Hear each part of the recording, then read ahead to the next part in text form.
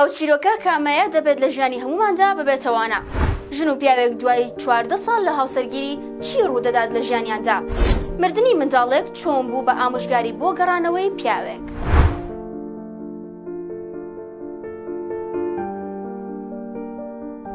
ژنێک دەڵێت مردم کرد بە پیاوێک، دوای 3 ساڵ لە هاوسەرگیریمان منداڵێکمان بوو، دوای 5 ساڵ منداڵێکی ترمان بوو، دوای 14 ساڵ هاوسەرگیری منداڵەکانمان گەیشتە 4 منداڵ، 2 کچ و 2 کوڕ.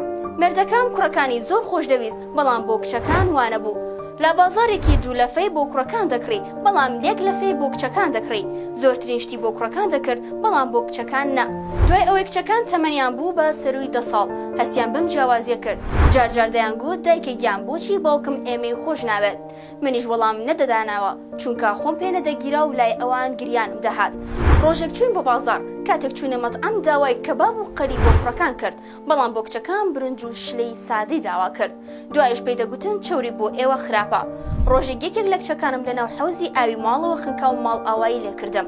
باوکی وەک پێویست پەرۆشی نەبوو، بەڵام من لە تەمەنی 34 ساڵی قژم بەرەبەرە سپی دەبوو، چونکە کچەکەم بەبێ مرادی مردوو لە سای باوکێکی خراپ چێژی لە ژیانی منداڵی خۆی نەبینی. ڕۆژێک بۆ مامەڵەیەک چوینە بنکەی پۆلیس و منداڵەکانیشمان پێبوو. کاتێک لە ژووری ئەفسەرەکە دانیشت بووین، زۆر ڕێزیان لێگرتین. مێردەکەم چوو بۆ کافتریاکە تا خواردن بۆ منداڵەکان بێنێ، دواتر شەربەت و پسکیتی بۆ کوڕەکان هێنا و بۆ کچەکەشم ئاوێکی سارد. ئەفسەرەکە پێیوت بۆچی شەربەتت بۆ کچەکەت نەهێناوە؟ مێردەکەم وتی خواردن قابلی کوڕە نەکچ. ئەفسەرەکەش هەستا و تفێکی کردە ناوچەوانی مێردەکەم و وتی هەی ناپیا و تۆ چۆن پیاوێکی. ئەفسەرەکە وتی وەڵاهی خوددا بەڵایەکت بەسەردێنێ، نەسەری خۆتی لێ دەردەکەی، هەستا بڕۆ دەرەوە. کاتێک گەشتینە ماڵەوە مێردەکەم دەستی کرد بە گریان و زۆر پاڕایەوە لە خوددا لێی خۆش بێت. دواتر کەوتە سەرچۆک و قاچی کچە تاقانەکەی ماچ کرد و وتی توخوا کچم لێم خۆش بە. کچەکەشم دەستی کرد بە گریان و وتی بابەگیان توخوا مەگری. دواتر مێردەکەم سواری سیارەکەی بوو، چوو بۆ سەر قەبران و بۆ سەر گۆڕی کچەکەی ترمان. منیش لەگەڵی چوو بووم. لەوێ 1 سەعات گۆڕی کچەکەی ماچ کردم و دەیگوت توخوا کچی خۆم گەردنم ئازاد بکە، توخوا کچی خۆم، من زۆر باوکێکی خراپ بووم بۆت.